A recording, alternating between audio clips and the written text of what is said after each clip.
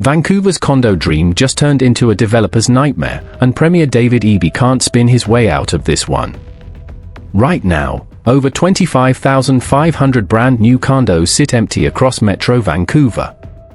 Think about that number. That's double what it was just 12 months ago. It's a glut of inventory so immense it hasn't been seen in over 2 decades, and it's a terrifying physical monument to the biggest financial failure of a generation. The average condo price has dropped, and for investors who bought at the peak, that's a loss of $50,000 or more. But for the developers who built these shimmering glass towers, banking on a market that no longer exists, it's a slow-motion financial disaster that's already claiming victims. Companies are laying off staff, projects are going into receivership, and the Premier, caught between angry, priced-out voters and the developer allies who funded his campaigns, is watching his housing legacy collapse in real time. The warning signs were flashing red for years, but the city, high on speculative mania, ignored them all. And before we dive any deeper into the financial ruin and heartbreaking stories of people trapped by this collapse, if you want the unvarnished, uncensored, and truly honest truth about the BC housing crisis, you need to subscribe right now. We're tracking every single twist, every layoff, and every major bankruptcy as this story develops. You don't want to miss what's coming next. Hit that subscribe button and let's get back to the meltdown. Between 2020 and 2022, Vancouver became ground zero for a condo speculation frenzy unlike anything the region had seen in decades. It wasn't just a housing boom, it was a psychological phenomenon, a collective delusion that money could be made effortlessly and endlessly. Investors, flush with pandemic savings and borrowing at rock-bottom rates, bought units sight unseen. They weren't just buying homes, they were buying an abstract asset, a piece of paper promising future wealth.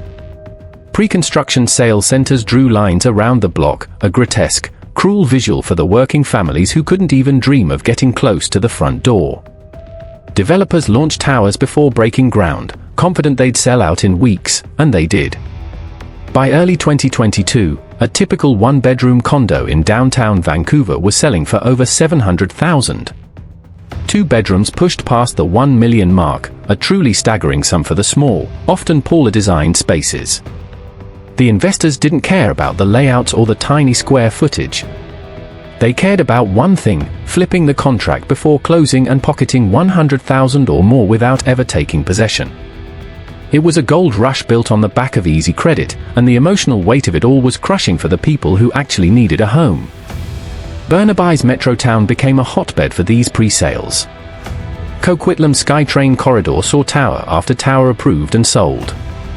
Surrey, Central Richmond, New Westminster, every municipality with transit access became a target for developers betting that the demand would never stop. According to data from Rennie Intelligence, investors made up 50% of all condo buyers between 2021 and 2023. Half. These weren't families looking for shelter, they were speculators treating real estate like a stock portfolio, buying multiple units at a time and holding them for quick gains. The city's desperate need for homes was twisted into a high-stakes casino, and the people of Vancouver were paying the price. Walk through any of these buildings today, and you'll see the eerie, silent aftermath. Entire floors sit empty. Lobbies that were supposed to buzz with residents echo with a profound silence. In one Burnaby tower completed in early 2025, only 60% of the units are occupied. The rest are either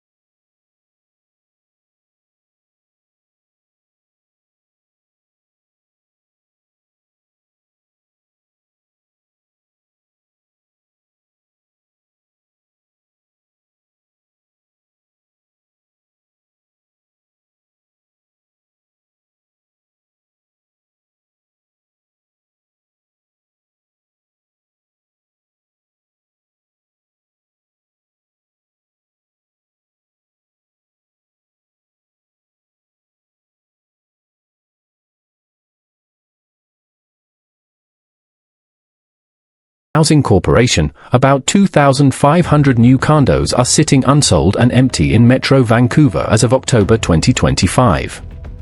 That's double the number from a year ago. But even that figure is likely conservative, as developers aren't required to report unsold inventory. Real estate experts believe the real number could be as high as 3,500 by year-end. Greg Zotti, president of Rennie, put it bluntly, the last time we saw this level of developer-owned, unsold inventory was 24 years ago. This is a crisis of historic proportions. The unsold units are heavily concentrated in Burnaby, Coquitlam, and parts of Surrey, the very suburbs where developers went all in on investor-focused units. These were 450 to 500 square foot boxes, optimized for price per square foot, designed to maximize rental income for absentee owners. The problem is simple, those investors are gone. With higher borrowing costs and new regulations targeting speculation, investor participation has collapsed from 50% of buyers to just 7%. The market that developers built for, that speculative engine, no longer exists, and they are stuck holding thousands of empty units that are costing them an eye-watering fortune every single day.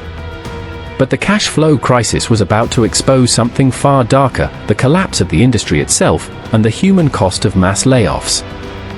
While the public fixates on the empty units, a far more terrifying bloodbath is happening behind the scenes in the boardrooms and construction sites.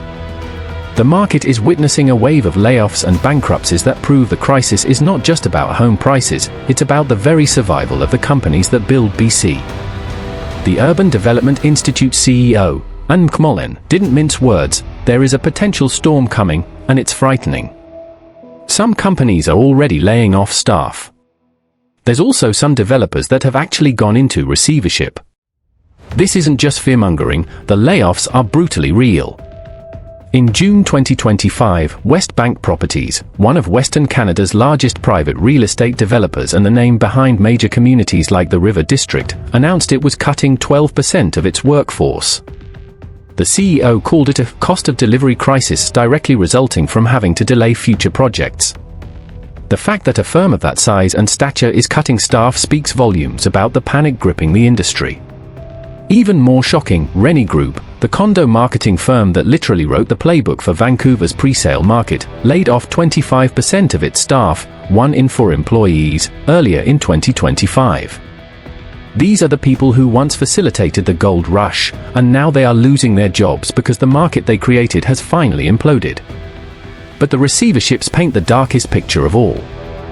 Thin Properties, a major Burnaby-based developer, has seen multiple projects placed into receivership over the past year. This is the financial equivalent of life support being switched off. In November 2024, a receiver was appointed for Thin's 1,023-unit project in Surrey after the lender claimed Thin owed more than $85 million. Within weeks, the lender moved to place 2 more major Thin projects, Burnaby's Highline Tower and Richmond's Manuru Square, into receivership, claiming the developer owed a combined $221 million. The court documents reveal the desperate, cash-bleeding reality. In one case, the lender stated it had lost all faith in the developer's ability to complete their current construction projects. Crucially, they stated that the developer was accruing interest at a rate of nearly $54,000 per day. You heard that right, $54,000 every 24 hours. That relentless, crushing debt is why we are seeing buildings like the Eclipse, a 34-story Burnaby tower, sitting 95% complete but completely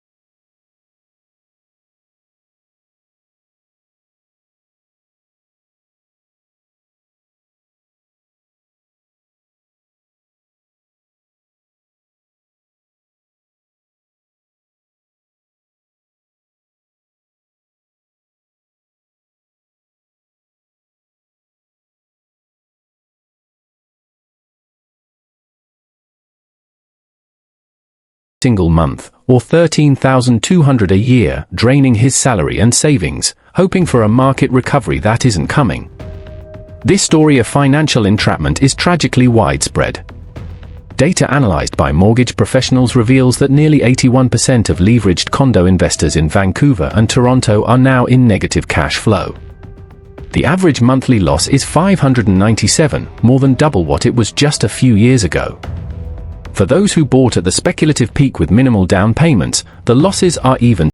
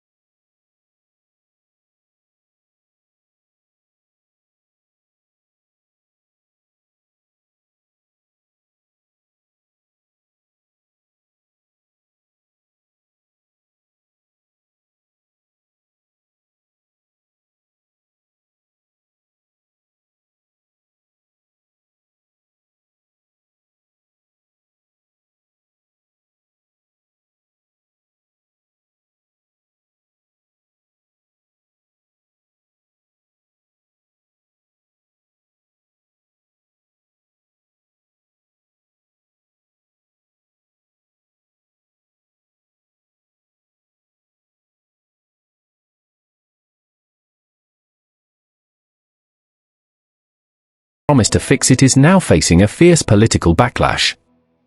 Premier David Eby is caught in the middle of this catastrophic mess, and the political optics are brutal.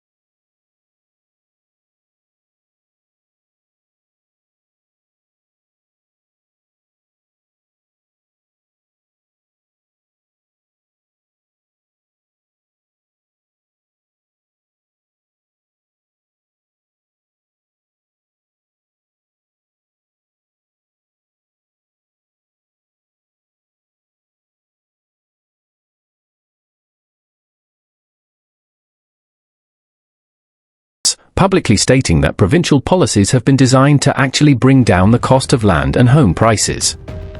This exposed a fundamental political conflict. Is the goal to protect the wealth of current homeowners or to reduce prices for future buyers? By aiming to bring down prices, Eby is directly undercutting the financial security of every BC family who relied on their home's value, while simultaneously infuriating the developers he needs to build his promised supply. University of Toronto economist Robert Gilazzo highlighted the absurdity: you can't have a massive scale-up of affordable housing without impacting prices.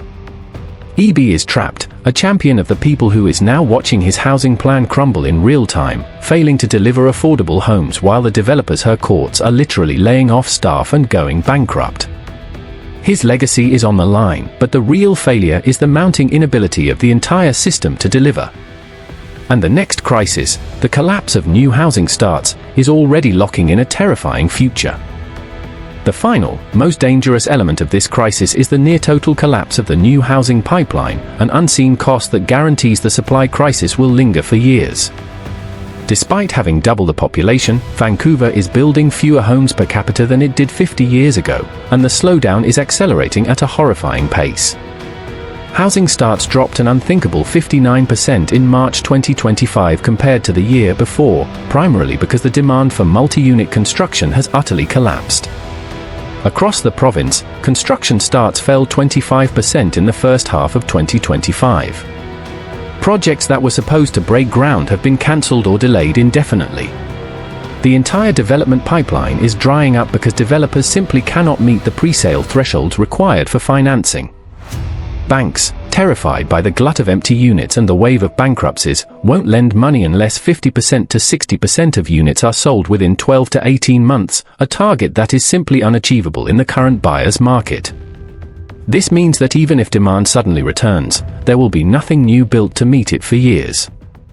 The development industry's lobby group points to the mountains of municipal, provincial, and federal government fees that are crushing their ability to build. Development cost levies, infrastructure fees, the Energy Step Code, public art requirements, affordable housing mandates, all of it piles up, making the cost of construction prohibitively high. Anne McMullin famously stated that new condos cost more to build than 80% of Metro Vancouver residents can afford. This fact is the entire crisis in a single sentence. The vast majority of people, families,